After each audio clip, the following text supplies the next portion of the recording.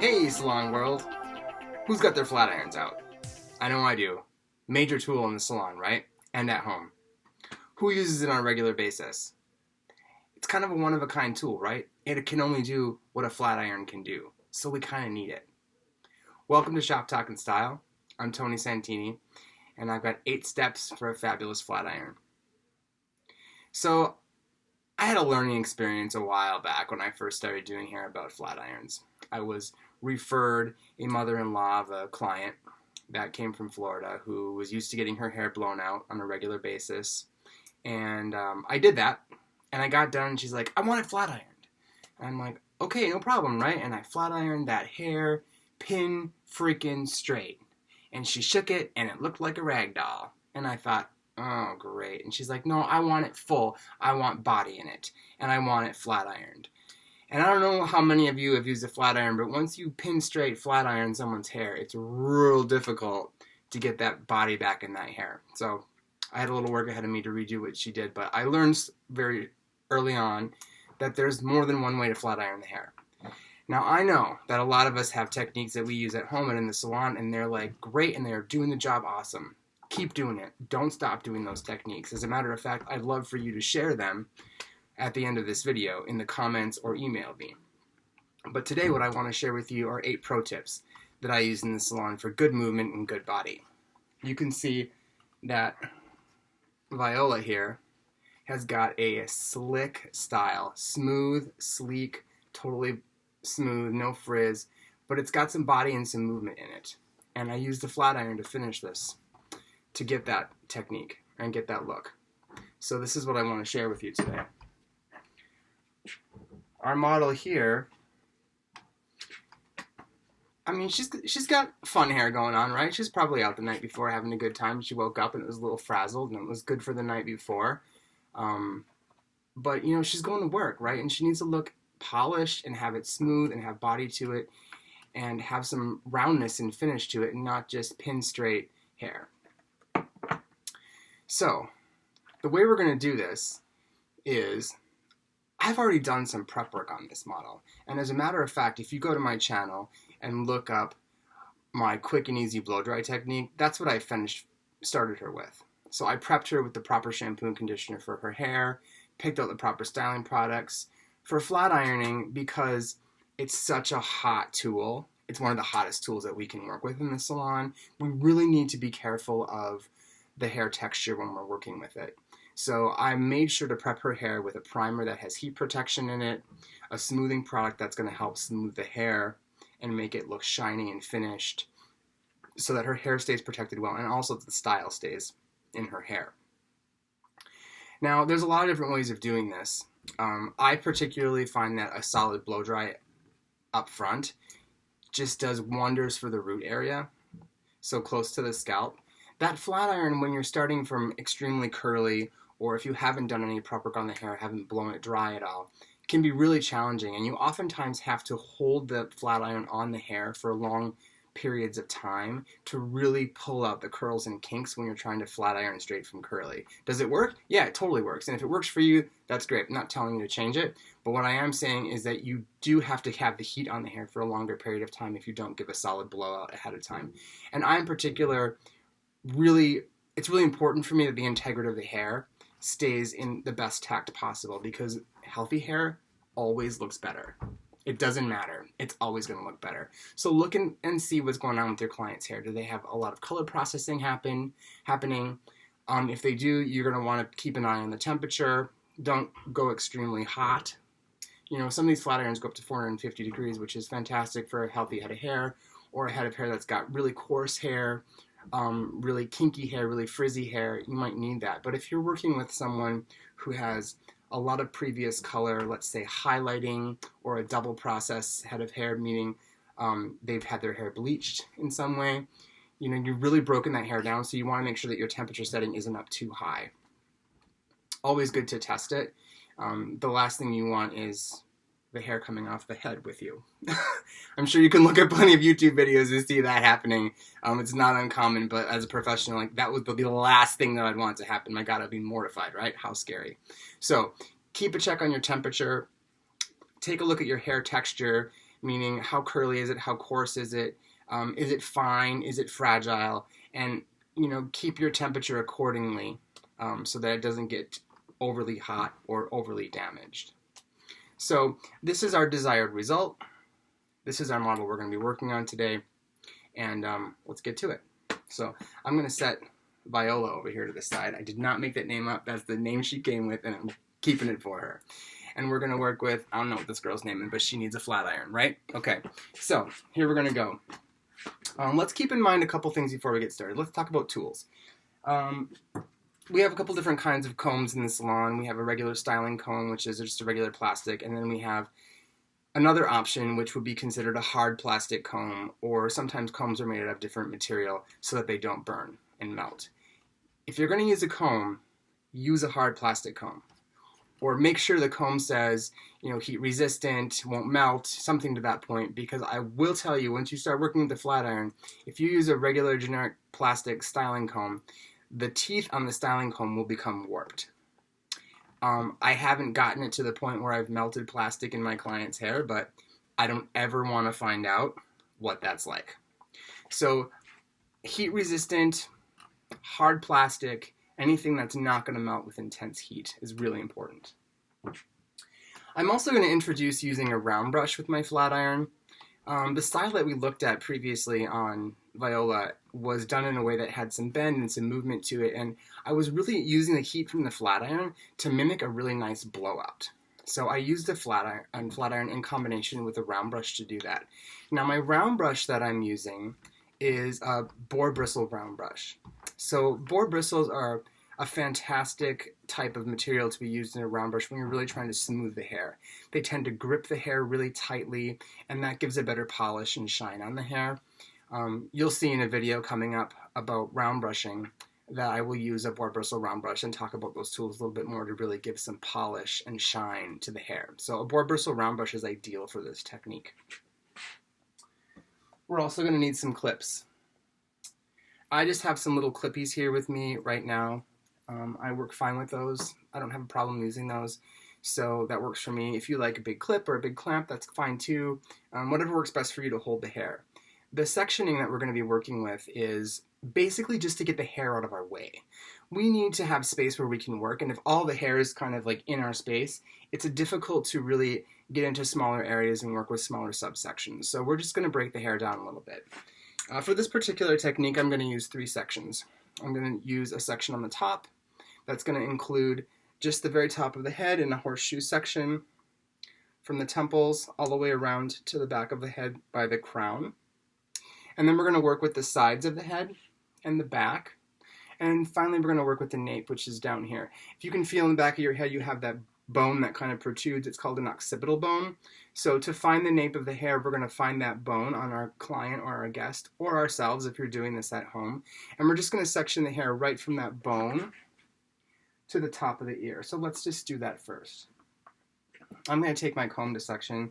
If you're at home, you really don't have to get particular about this. You can just use your fingers. Just find that bone in the back of the head, and then go ahead from that point to the top of the ear. Use your finger through the hair, section, and lift it up. Oh, she does not like this stand, so if she pops off, I apologize ahead of time. She needs to calm down. So we'll give a clip there, and I'm just going to use my finger again on the other side, find the top of her ear, and go right to that bone in the back of her head. So you can see we have a couple sections. I'm going to even this up just a little bit. I get a little OCD when I'm doing this stuff, but don't worry about it at home. You just need a general area to break down the entire head of hair. And I'm going to give it a little twist, and then pin it with a clip. Perfect. So the idea, again, of this flat iron technique is that we're creating some round and some movement in the hair. So in order to do that, we're going to work with diagonal sections. So I'm going to take a section of hair and start on the side of the back of the bottom of the head here and work with the diagonal section. So if you can see here, what I've done is I've created a section in this direction. So it's rounding the hair forward. You could also round the hair backwards if you wanted that type of movement, but I'm going to share with you rounding it forward. So I'm just going to grab that hair, take the rest of it and clip it so it stays out of my way. If you're working on this at home, just grab a diagonal section, pin the rest of your hair up. Don't get crazy with it. So I'm going to use a round brush, and I'm also going to think about my volume. So if I want to create volume in this hair, we don't often associate a flat iron with volume because oftentimes we're just making the hair smooth and sleek and we want to take the volume down, and I totally get that. But oftentimes we do want to see a nice full head of hair when we're done flat ironing it. We can achieve that if we are taking diagonal sections and lifting the hair appropriately. In the bottom of the hair, we're not really looking for a lot of volume, so I'm going to keep the hair held low. I'm not going to lift it up. I'm going to keep it held low. And I'm also going to keep my brush underneath the hair as I'm flat ironing. So I'll be using my left hand to hold the brush and my right hand to hold the flat iron. So I'm going to take my flat iron. Choose your flat iron size accordingly. If you're working in a small section, maybe have a smaller hair, flat iron, shorter hair. If you have long hair and you're working with a lot of thick hair, maybe the plates on your flat iron are going to be a little bit bigger to support that amount of hair. But she's got a medium hair texture. It's not very dense, meaning there's not a lot of hair on her head. So the plates and the size of this flat iron, I feel, are very comfortable to work with that. The more coarse the hair and the more curly the hair, the smaller the sections. If your hair is very fine, not very dense, meaning there's not a lot of hair, you can take a little bit bigger sections. So the size of your section is going to be relative to the amount of hair and the texture of the hair that you have that you're working with. Okay, so let's take a look here. I'm going to do my first section. I'm going to take a section of hair, put my brown brush in, and just grip that hair and brush through it. And I'm going to take my flat iron, keep it low, and I'm going to put it in right close to the base. Now remember, I've already blown this hair dry, so the hair by her scalp is fairly smooth, meaning I don't have to get real close to the scalp. If I had curly, frizzy, kinky hair, I would need to get much closer. I'm going to take my flat iron, bring the flat iron in from the bottom, and gently close as I move the flat iron out. And I'm moving in an arc. Take that movement again. I'm using my brush to follow my flat iron. And I'm going to give it a couple strokes until I don't see it steaming that much more. And then I'm going to take my brush, roll it out to the ends, roll it up, and then let it out. And now we have a nice curvature to the hair. You see that nice bend? So I'm doing like an arc movement, or like a rainbow. And we know all great things come from rainbows. So do an arc movement. Okay? My next section, I'm going to take another diagonal section. Just going to use my finger to separate it. I'm going to clip the other hair out of my way. I'm going to take my round brush, give it a couple swipes through, take my flat iron, insert it in the hair close to the scalp, and begin to close it as I move it out. Don't clamp the flat iron closed right at the scalp or really fast because you're going to create a dent. And if you create a dent, you're going to have to wet it in order to get it out. You don't want to have to do that when you're flat ironing someone's hair.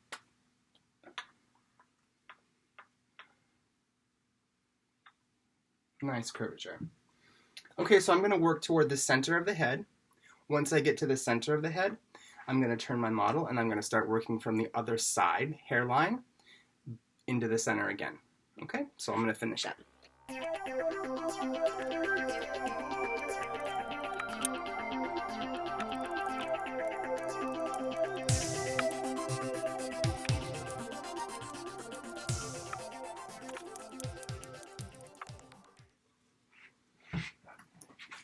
Okay, let's take a look.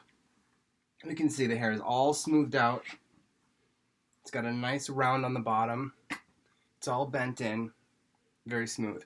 Volume's low, hair's compact, nice finish.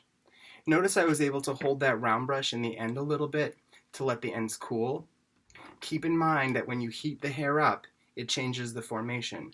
When you cool it down, it sets it there. So the round brush is actually smoothing those little flyaways while the hair is cooling, giving it additional shine. Okay, let's move on. I'm going to unclip the hair, and I'm going to take a section now on top and get this hair out of the way. So I'm working just kind of at this front hairline in what we might call the recede. Most people have an area where the hair moves back just a little bit. So I'm going to go ahead and take a section and just clip the top hair out of the way. Again, this sectioning is more about keeping control of what we're doing. It doesn't have to be perfect. You can use your fingers to separate the hair at home if you want. I find that if I'm working in the salon, I want to be a little bit more detailed on this. It looks more professional. Your clients appreciate that. We should be able to present ourselves in a way that is a little bit upper level than just doing this at home. In my opinion, take it or leave it. I like to be professional in the salon. Okay, I'm going to clip this hair up just to keep it out of the way. So this time we're going to start on the front hairline. And I'm going to be curving this hair toward the face. So we're going to take a diagonal section moving back in the front. We're going to start right on the hairline.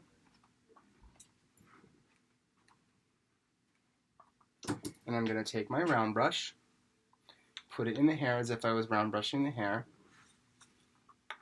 I'm going to take my flat iron, and I'm going to bring it in close to the scalp, begin to close it slowly on the way out, and keep my round brush positioned right behind the flat iron.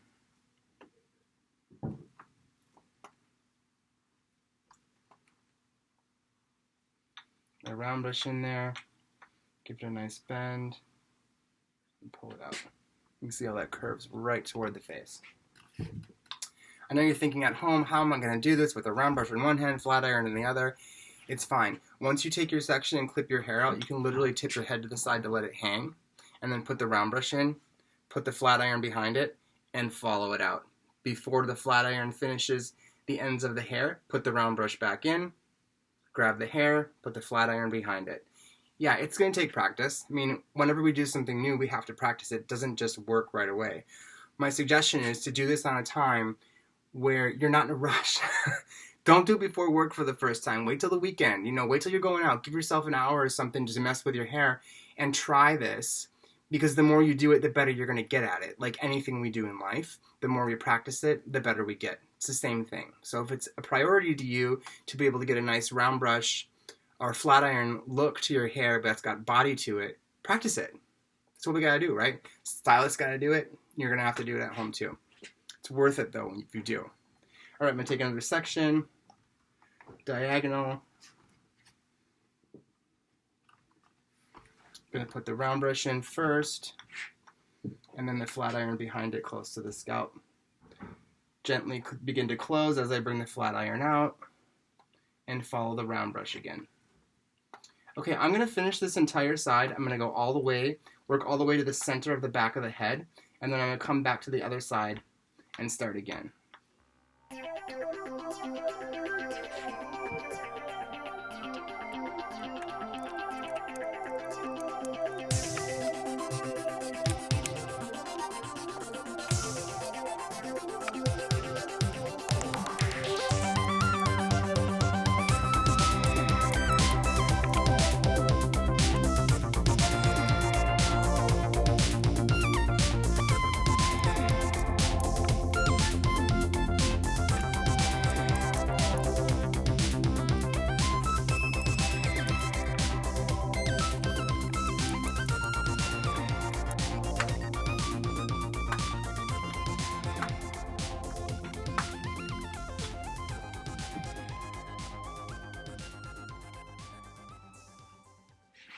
All right, sides and back are complete. Look how smooth and shiny that is.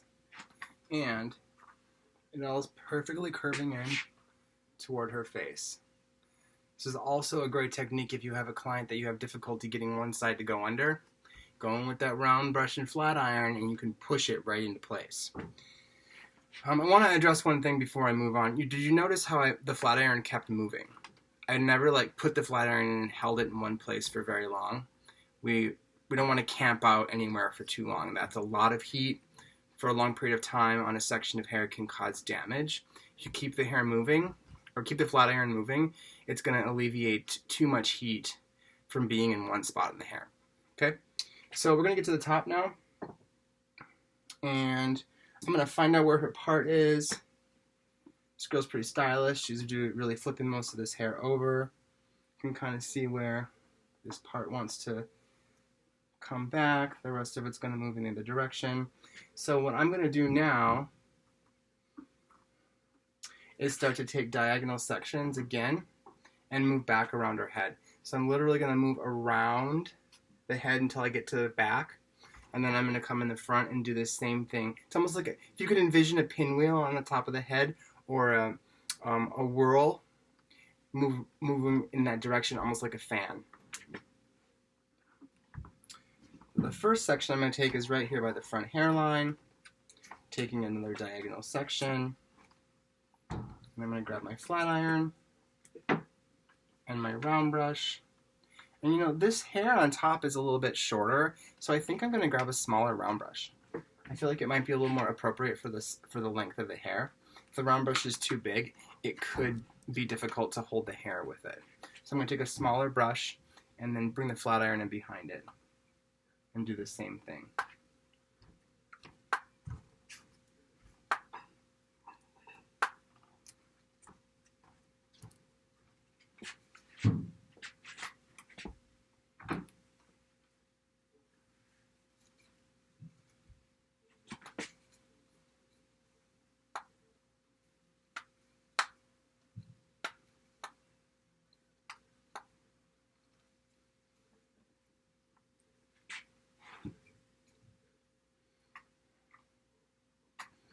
Okay, I want to talk about the back of the head for a second.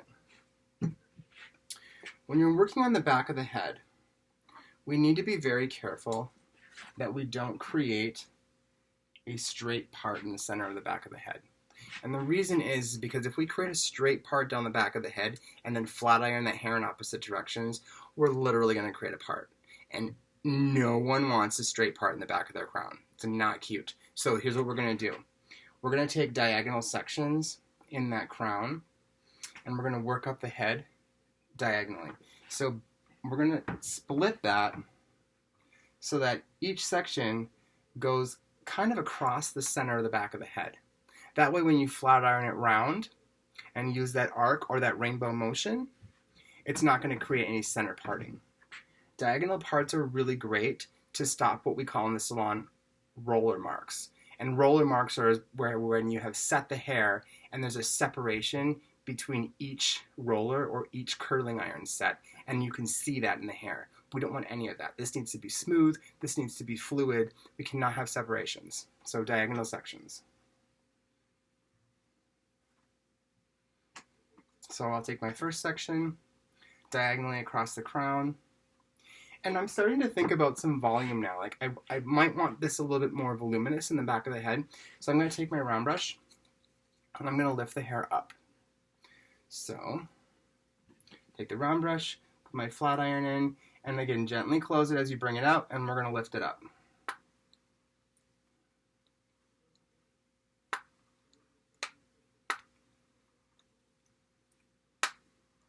Grab it with that round brush and then pull it out. Now I know you're asking me how the hell am I going to do this at home, right? Well, the thing is like this is a hard part. So take your diagonal section, tip your head to the side again. You're going to have hair down here. You got to get your brush in there, lift it up. Don't trip on your cord. Put your brush under your hair, put the flat iron in behind it, and lift it up and pull it out. Put the brush back in, grab the hair, lift it up and pull it out. Keep the brush under, lift it up and pull it out. Bring the brush to the end, roll it up a little bit, and then pull the hair out. I know, I'm making it look easy. Trust me, I did have long hair at one time, and I did practice this at home. It's not easy, but once you do it a few times, you will get the hang of it. So let's take the next section. Another diagonal section right across the back of the head. So I'm going to spin her around so that you can see maybe a little bit better what I'm doing here.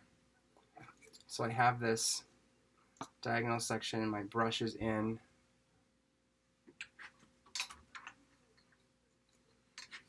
My flat iron goes underneath, and then we're bringing the hair up and over. Whoop, don't want to clamp that flat iron, or I'm going to get a dent. Very gentle.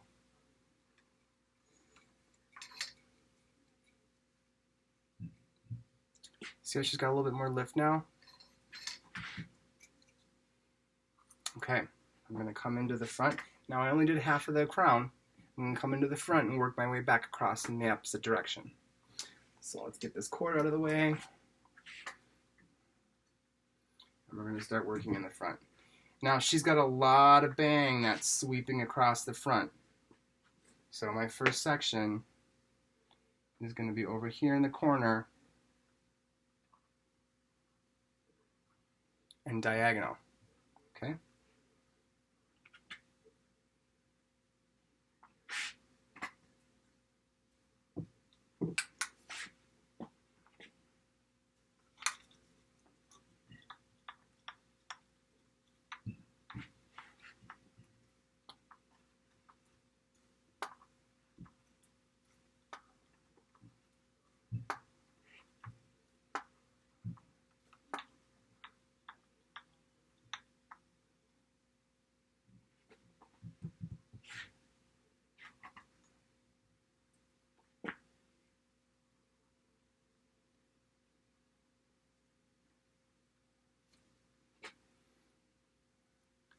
This section that I just picked up, it's super long. It also incorporates part of the bang area or the fringe area. So what I'm going to do is I'm going to separate that and take in half. And I'm going to do half of it from the front and then half of it from the back. If the size of my section is a lot wider than my flat iron plates, I'm not going to be able to hold all the hair appropriately, and it's going to get dented.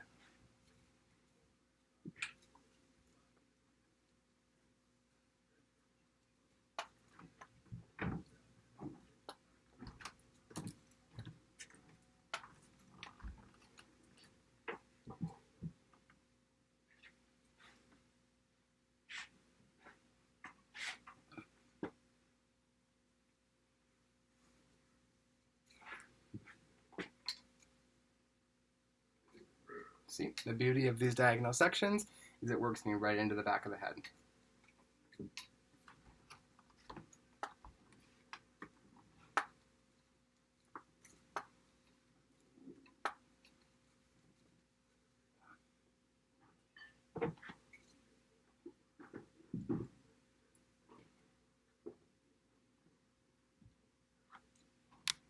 Again, this section is going to be too big.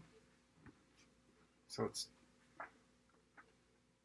it's a little bit too long. It's wider than my plates. Plates on my flat iron are about this big, so I'm going to make it a smaller section.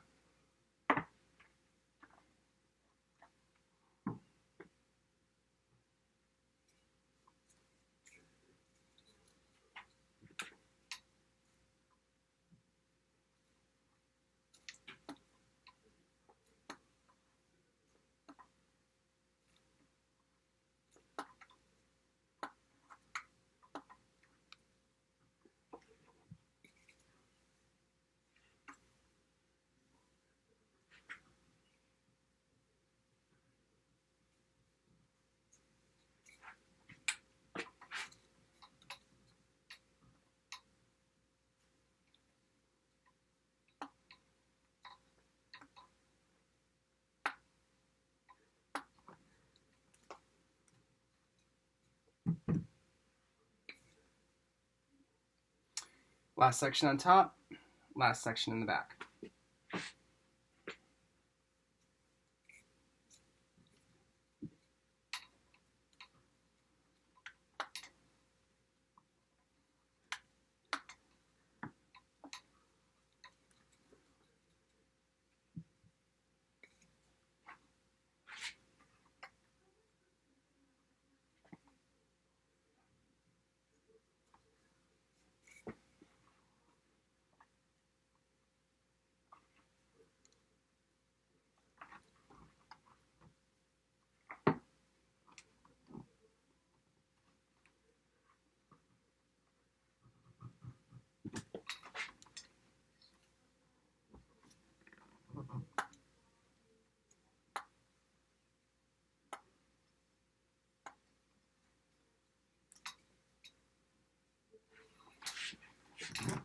Alright, let's take a look.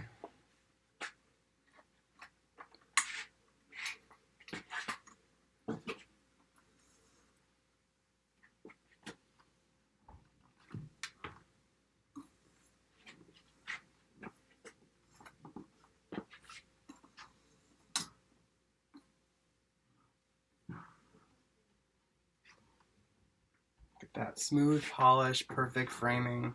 So if there's anything we need to do for our finishing touches to touch things up, let's do that now. I see, maybe I want to give just a little bit more bend to these ends.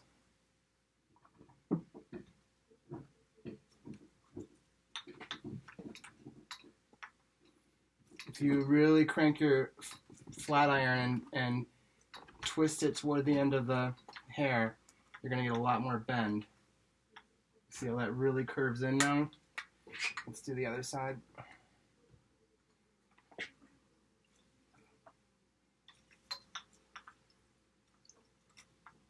So I'm making that rainbow movement a little bit smaller to give it some more bend. Hold my round brush a little bit and it really curves it in. I'm going to grab a little hairspray.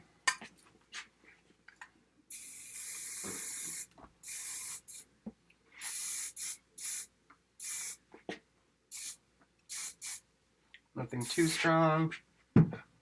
There.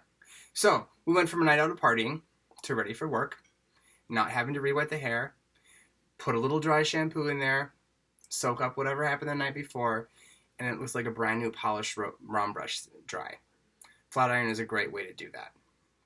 So, let's recap really quick. First step, prep the hair.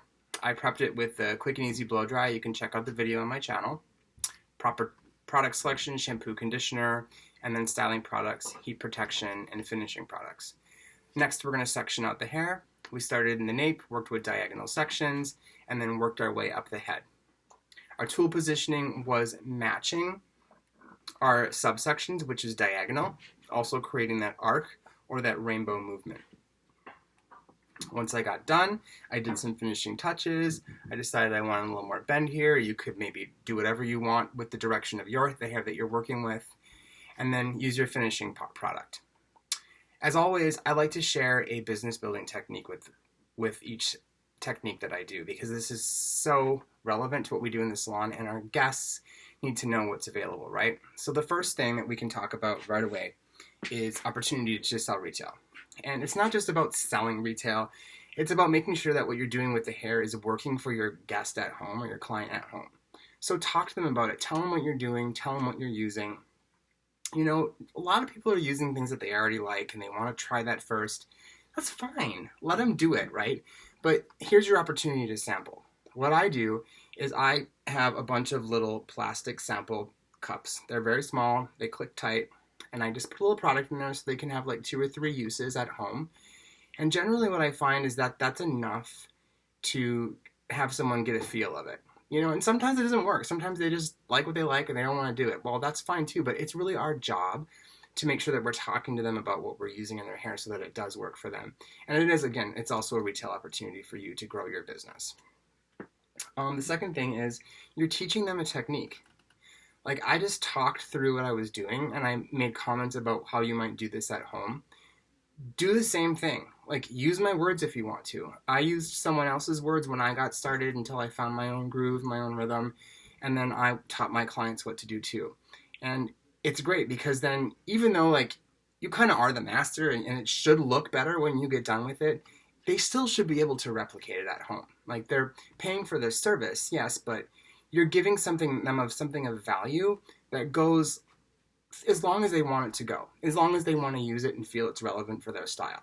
That adds an incredible amount of value to what you're doing and the service that you're providing in the salon. The third thing is that they may not know that this is an option. Now, as far as I'm concerned, there's a lot of formal styling events that will be going on in the future. I'm sure of it. This is an opportunity to do that. Guests that don't have the ability to really make this polished look on their hair at home could potentially really want to do this and have this look for a formal event. Now they know that you do it. It's a different service. It's available for a whole nother opportunity.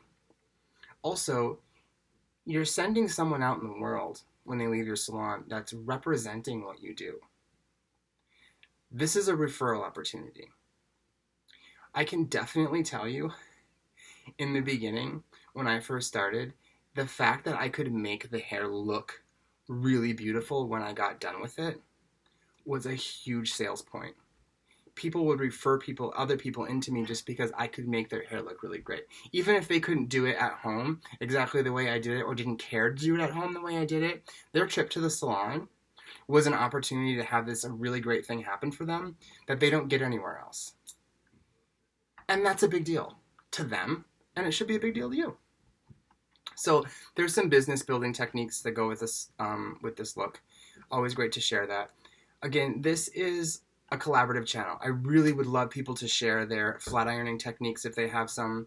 If they have things that work really great for them in the salon or at home, please throw them in the comments. You can also email them directly to me at shoptalkinstyle@gmail.com. I would love to talk about what you guys are doing out there. I think it's so important that we have a great community going on, especially in our industry. We're creative people. We draw inspiration from a lot of different things, and it will be really fun to share that. So go to my channel.